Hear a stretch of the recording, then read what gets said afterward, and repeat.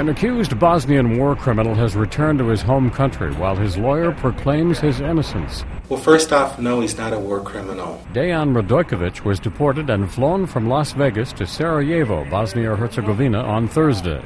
Prosecutors accuse him of commanding a special police brigade that rounded up about 200 Muslim men for execution in 1995. Radojkovic owns a grocery store in Las Vegas.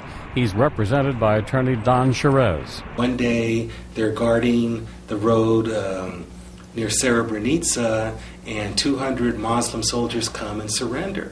Well, they're sitting there saying, what do? We don't know. We've never faced enemy soldiers before. And so they call the army, and the army says, we'll send a bus to come and pick up everybody. So about 4 or 5 hours later, the army sends out buses, picks these guys up, and the army takes them.